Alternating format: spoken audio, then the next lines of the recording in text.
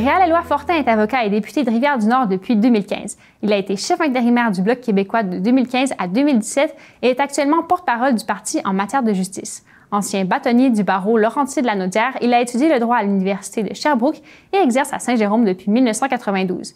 Il est impliqué dans le Bloc québécois depuis la fin des années 1980 et a été réélu en 2019 et 2021. Bonjour, M. Fortin. Bonjour. Alors, vous êtes candidat pour le Bloc québécois dans la circonscription de la Rivière-du-Nord. Rapidement et en ordre de priorité, pouvez-vous me nommer les 3 dossiers majeurs pour votre circonscription?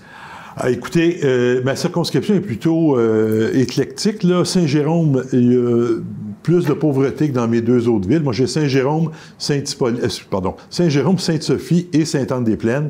Alors, Saint-Jérôme, il y a beaucoup d'immigration, il y a de la pauvreté, problème de logement. Sainte-Sophie, c'est davantage un peu la banlieue, quelques fermes, mais surtout des gens qui résident là, qui vont ailleurs, beaucoup de maisons unifamiliales, alors que Sainte-Anne-des-Plaines, il y a 90% ou à peu près, je pense que c'est 92% du territoire qui est agricole. Donc, ce sont 3 réalités différentes. Ce serait difficile de vous déterminer un enjeu qui concerne tout le monde, mais je vous dirais que comme à peu près tout le monde au Québec, au Canada et en Amérique, si ce n'est pas dans le monde, présentement, l'enjeu majeur, c'est gérer la situation avec le gouvernement de Donald Trump. Et ça préoccupe tout le monde. Je suis sur le terrain, moi, là, depuis le début de la campagne, et il n'y a pas une journée où j'entends pas parler au moins 10-12 fois de la problématique avec le gouvernement Trump, comment on doit réagir, qu'est-ce qu'on doit faire, et je dis à tout le monde, il faut surtout éviter de paniquer. Alors, il faut être là, il faut être présent à la table de négociation, les absents ont toujours tort, et faire valoir les points de vue, les intérêts, les valeurs, priorité du Québec, donc ça se retrouve chez nous. Mais oui, immigration, itinérance, c'est un problème. La gestion de l'offre dans Sainte-Anne-des-Plaines, on en entend beaucoup parler. C'est un enjeu majeur sur lequel on travaille au Bloc québécois depuis un bout de temps et il ne faudra pas lâcher là-dessus. Alors, commençons par parler de transport. Saint-Jérôme, qui en tant que capitale régionale fait face à des défis majeurs de transport collectif et de mobilité intermunicipale. Comment votre formation politique entend-elle améliorer l'offre de transport collectif dans Rivière-du-Nord afin de répondre aux besoins d'une population en croissance et de réduire aussi la dépendance à l'auto-solo?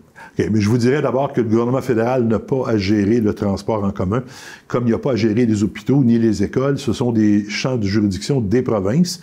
Alors, nous, on est plutôt, comment je pourrais dire, on est vigilant là-dessus. On s'assure qu'il n'y a pas d'interférence de la part du fédéral dans nos champs de juridiction du Québec. Ceci dit, ça n'empêche pas que le gouvernement collecte année après année beaucoup trop d'impôts, beaucoup trop de taxes pour les champs de juridiction fédéraux, ce qui fait qu'ils se retrouvent à retourner de l'argent aux provinces et au Québec. Alors, comme en santé, vous le voyez si vous suivez l'actualité, année après année, c'est la bataille. Le fédéral dit, je vais vous retourner l'argent qu'on vous doit, mais je mets des conditions à ça. Nous, on dit, oublie tes conditions, c'est pas de tes affaires, tu as collecté trop, tu nous redonnes l'argent, on va le gérer. Alors, le transport collectif, c'est le même problème. Ça relève de Québec, ça relève des municipalités. Alors, nous, ce qu'on dit, c'est que le fédéral doit transférer l'argent qui revient au Québec et à l'ensemble des provinces canadiennes sur ce champ de compétences-là.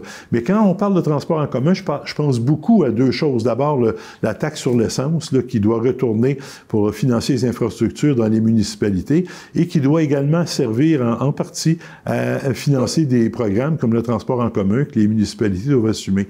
L'autre aspect, je parle vite, je m'excuse, mais on a 6 minutes, alors j'essaie de vous en dire le plus possible en peu de temps. La question du transport électrique. On a à Saint-Jérôme l'usine Lyon qui fabriquait, je devrais probablement dire, des autobus électriques pour le transport scolaire. Lyon avait fait l'objet de promesses de la part du gouvernement libéral antérieur à l'effet qu'il y aurait du financement qui pouvait de se préparer à vendre je ne sais plus combien de centaines d'autobus électriques par année, ce qui n'a jamais été livré. C'était le programme qu'on appelait Zéro émission, qui a été livré pour les autobus municipaux, pour différents transports, mais jamais pour le transport scolaire. C'est une grosse lacune. On assume un coût important partout dans nos municipalités, dans nos communautés. Il y a le problème environnemental pour le transport électrique. Je ne vous parlerai pas de ça, on finirait plus, mais il y a ça. Et il y a le financement de cette usine-là qui offre des emplois à bon nombre de personnes chez nous dans Rivière-du-Nord.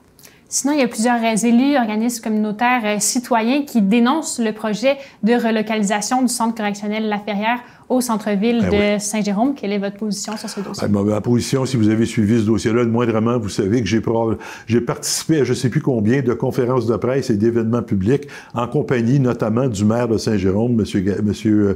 Boursier, pour demander la relocalisation ailleurs. J'ai collaboré avec M. Boursier pour déterminer des terrains autres. On avait 5 ou 6 endroits différents dans Saint-Jérôme qu'on avait proposés en disant, la ville disait, coût zéro, on vous donne le terrain, mais vous nous redonnez le centre La Ferrière, et on était prêt à collaborer de toutes les façons. Les ministres fédéraux à qui j'ai parlé, tous les ministres à qui j'ai parlé de ça me disaient tout, ça a bien du bon sens réel. Quand venait le temps de livrer, ça ne marchait pas. Les fonctionnaires du ministère de la Sécurité publique bloquaient les démarches, et demandez-moi pas pourquoi, je le sais pas, mais ça a fait l'objet de bon nombre de discussions au cours des dernières années, et on va y revenir. Vous pouvez être certain qu'on ne lâchera pas le morceau là-dessus. Ça n'a aucun bon sens que l'entrée du village, du centre-ville, de Saint-Jérôme, soit identifiée avec un centre correctionnel. C'est contre-productif pour tout le monde, y compris pour les gens qui bénéficient des services correctionnels. Merci, M. Fortin. C'est moi qui vous remercie.